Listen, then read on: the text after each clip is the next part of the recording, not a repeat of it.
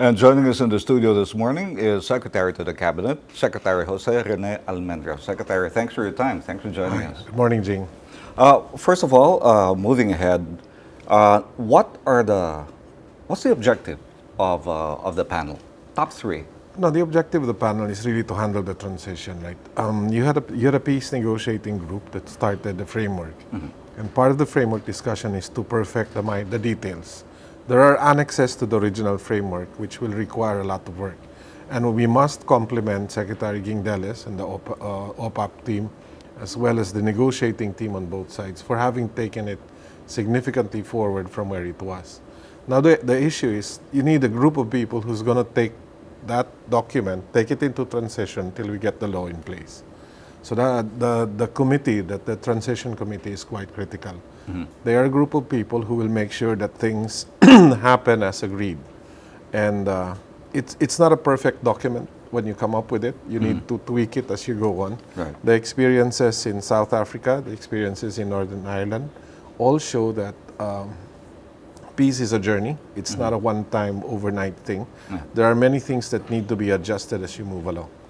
What are things that are critical to the Philippine peace in Mindanao, particularly in the areas covered by the Bangsamoro entity? You know, AO 37 created what's known as the Bangsamoro Development Task Force, to which the President appointed me as head. The issue at hand is that people from all walks of life who have been adversely affected by the conflict, they're the ones that's going to make peace work.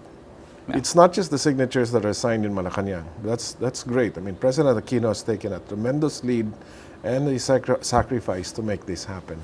But even the President himself, right after the document was signed last October, right after the luncheon, I was called to his office. Secretary Gindeles was called to his office. At the time, Chairman Dean Leonen, who's the chief negotiator, was called to his office. And the instructions to us were very clear. We need to show Bangsamoro that we are sincere in our initiatives. And we know that solutions to the Mindanao peace situation is not just political. It's a socio-economic complexity that needs to be addressed. So we on the task force, were tasked clearly to address the economic issues. Transition Commission, they have a lot to handle. They have political issues, they have alignment issues, they have power sharing issues to handle.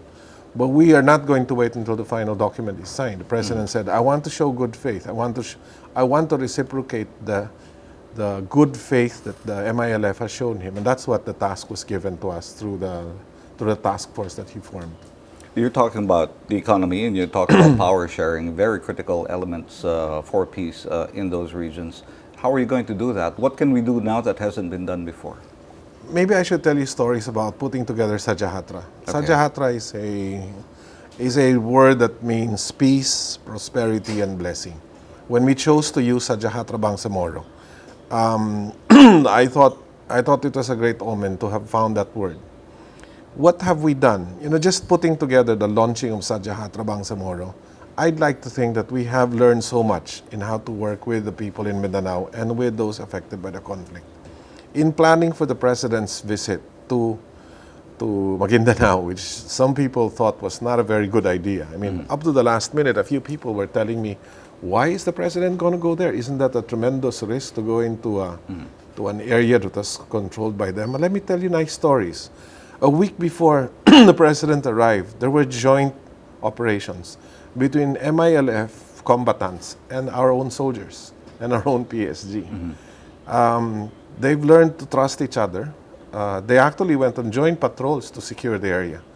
Checkpoints were not manned by military alone. They were manned by both sides. Even on the day itself, we had a medical mission, Jing. We were originally targeting only 1,000 people. We ended up about almost 1,200. And this is not just MILF members. See, Sajahatra Bangsamoro is an inclusive program. It's not about putting a program exclusively for MILF. Sajahatra is about including everyone, especially that group that was not reached by government in the past. The conflict created sections of our society that were beyond our reach by design. So what we in government is doing now through Sajahatra is reaching out to them to try to include as many of these people that were not included in the past. So we had a medical mission. Who was giving out medicines? Who was treating the sick? government doctors, and Bangsamoro medics. These were people who used to fight at it, who were fighting with each other. I saw people who were aiming guns at each other sit down at the same table. I met a few of the MILF commanders. We talked, and it was a fantastic experience for me in the context that I am so confident that peace can happen in Mindanao. Let's give it a chance because people there really want peace too. Everybody's cooperation, whether it's on security, it's on infrastructure. You know, we were talking about how do we make sure, how do we bring in, you know, the Department of Agriculture assisted 9 communities with farm implements, seeds, and everything. You know, the people there couldn't believe what was happening. And it wasn't just saying, oh, eto para sa MILF lang to. No. Government was there saying, no, this is an inclusive program. We're going to help anyone and everyone who wants to be helped. So that I believe is the right step. Transition is going to be, it has its challenges. Like anything in the world that has achieved peace, you know, you're talking about education. Somebody was asking me, Mr. Secretary, why are you so focused on education? Why the assistance to the Madari schools? Why the 500 scholarships for college graduates? Why the 1,000 test the scholarships? Because if you think about it, sustainable peace is only achieved if and when we bring up our children in the right context. Yeah. In the Northern Ireland conflict, Lord Trumbull was explaining to me why education was so critical. They still have Catholic schools, they still have Protestant schools, but none of these schools now teach any form of aggression.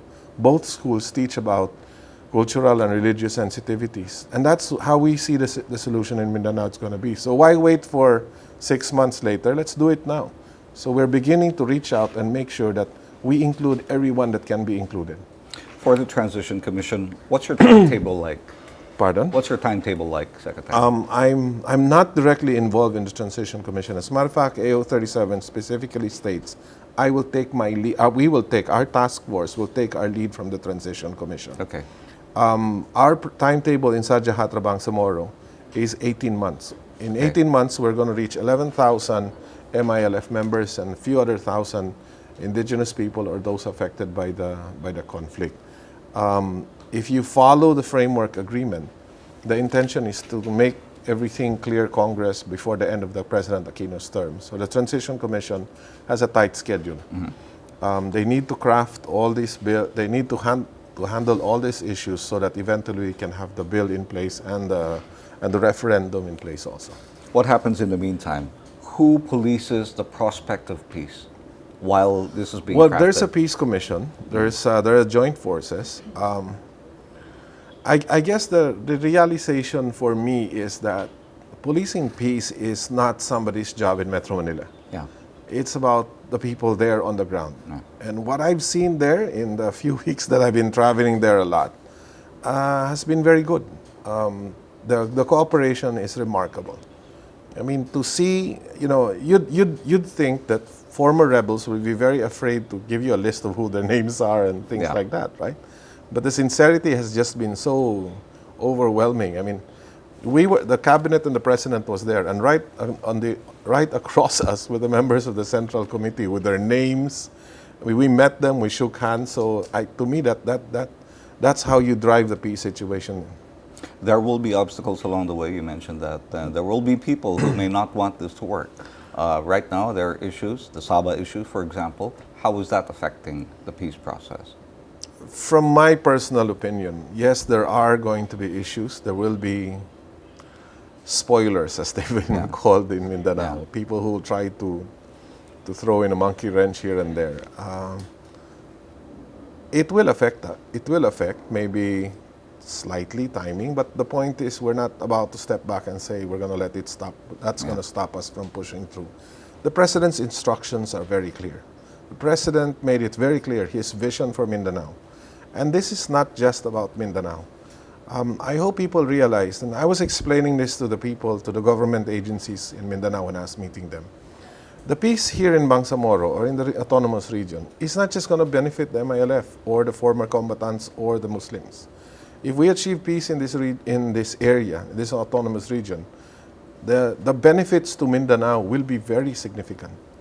I am aware of foreign countries that are just waiting for things to happen because they really want to make investments into Mindanao. And when you see Mindanao situation improve and the economic realities of the potential of Mindanao is reached, it's not just the people in Mindanao who's going to be affected. It's all of us. The whole country is going to benefit from it. So this is what President Aquino has been talking about. When he says inclusive, he says we want our growth and our progress to be inclusive. So something there is going to affect all of us. So I am not, and we don't think that and many people in Mindanao are so serious about peace that we are willing to put in what we can do, how limited as we are, to try to achieve that, regardless of the people who will try to stop it. Secretary, the President is going to make a pronouncement at 8 a.m. Can you give us an idea what that's about? I'm sorry, let's not wait at for the liberty to tell us. President. Let's wait Okay. for the President to make his own All right. statement. And last words, Secretary. No, I think people have, we, especially those of us who are not in Mindanao, we need to realize that here is a great opportunity to make a significant difference. And if we do this right, the benefits of this initiative is not just for this generation. Okay, our battle cry when we were putting Sajahatra together in Mindanao, and it was not easy. It was not easy putting the program together. Our battle cry was for our children and our great-grandchildren. I mean, truly, if we are able to perfect this, then the benefits to our country and to the generations that will come after us is going to be so significant. And it will be lasting. The challenge is to make peace lasting. Secretary, thank you very much for your time. I know you're very busy. Thanks for your coming over to the studio and talking to us. Thank you very much for giving us a chance also. Stories on the elections when Solar Daybreak returns. You're watching the Solar News Channel.